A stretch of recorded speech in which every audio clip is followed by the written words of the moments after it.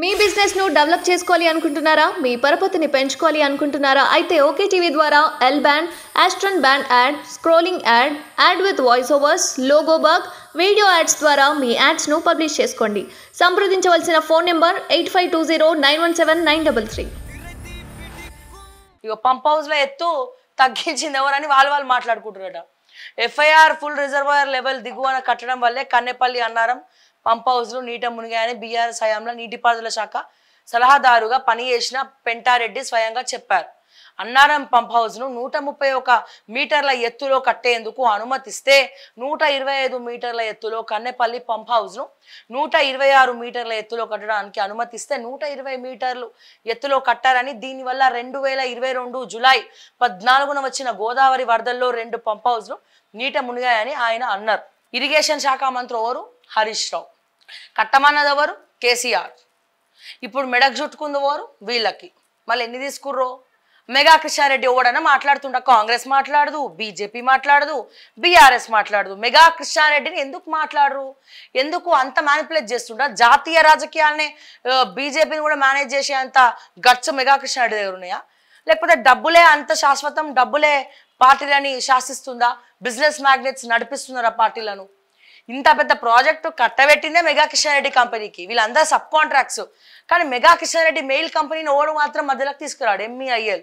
మళ్ళీ మెగా కృష్ణారెడ్డి తప్పు కూడా కాదు, ఇంజనీర్లు తప్పట కాదు. ఎలక్టోరల్ బాండ్స్ ఉన్నాయి కదా, ఆయన గారు పరమాత్ముడు, అందరికి ఇచ్చిండు. ఎవరికి? మెగా కృష్ణారెడ్డి ఫండింగ్ ఎవరెవరికి ఇచ్చిండు? కాంగ్రెస్కి ఇచ్చిండు, బీఆర్ఎస్కి ఇచ్చిండు, బీజేపీ ఇచ్చిండు. ఇది నేను చెప్తలేనండి, మళ్ళీ నువ్వేదో సృష్టించినావు అని కూడా చెప్పి ఎలక్టోరల్ బాండ్స్ సమాధానం చెప్తున్నాయి. ఎలక్టోరల్ బాండ్స్లో చూస్తే సమాధానం చెప్తాయి మీకు. సో ఇది పరిస్థితి. మళ్ళీ ఎవరయ్యా ఇప్పుడు ఈ కల్వకుంట్ల ఫ్యామిలీ? గత ప్రభుత్వంలో పైసలన్నీ సంపాదించుకుంది ఎవరయ్యా అంటే కొంతమంది అవినీతి ఎమ్మెల్యేలు ఇక పెద్ద ఆయనకు తెలియకుండా బాగానే వెనకాల వేసుకుర్రు. ఐఏఎస్లు కూడా గింత చెప్తే గింత వేసుకుర్రు. మరి రాజకీయ నాయకుల్లో ఎవడెవడనైనా సంపాదించుకుందంటే అందరికంటే ఎక్కువ సంపాదించుకున్న ఏకైక నాయకుడు ఎవరంటే తన్నీరు హరీష్ రావు. పైకి దేవుళ్ళక్క, సైలెంట్ ఉంటాడు, సైలెంట్ కిల్లర్, వెనకాల మాత్రం full violence. Thanneeru Harish Rao. Kalvakuntla family KCR కన్నా, కేటీఆర్ కన్నా, కవిత కన్నా, సంతోష్ కన్నా ఎక్కువ సంపాదించింది హరీష్ రావు. దాని తర్వాత ఇలా నలుగురు.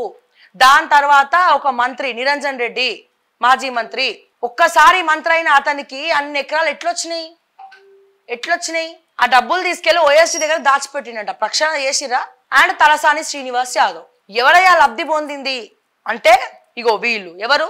ఫస్ట్ ప్లేస్ లో హరీష్ రావు, సెకండ్ కేసీఆర్, కేటీఆర్, కవిత, సంతోష్ రావు, తలసాని శ్రీనివాస్ యాదవ్, ఇంకోరు నిరంజన్ రెడ్డి. ఈ 7గురు ఎక్కువ సంపాదించండు. ఒక్కసారికే సంపాదించిన వాళ్ళల్లో ఈయన ఉంటాడు. నిరంజన్ రెడ్డి అయితే మరీ ఘోరం. 5 ఏళ్లకే ఒక్కసారే మంత్రిగా ఉన్నాడు, ఒక్కసారే గెలిచిండు. ఆ గెలిచిన మళ్ళీ ఓడిపోతాడని ముందే తెలిసిందో ఏం పాడు, దొరికిందంతా దోచుకున్నాడు. ఆ నాయకుల పేర్ల మీద రాసిండు మొత్తం. మరి ఆయన డబ్బులు ఎవరి దగ్గర ఉన్నాయంటే ఆయన దగ్గర పనిచేసినటువంటి ఈ ఎవరో దగ్గర దాచిపెట్టిండట. మరి వాళ్ళు ఎవరు అనేది ఇక మీకే తెలియాలి. సో ఇవన్నీ ఉన్నాయి. మరి ఎవరు సంపాదించుకున్నారు అన్నప్పుడు ఈ టాపిక్ వచ్చినప్పుడు ఇవి వస్తాయి.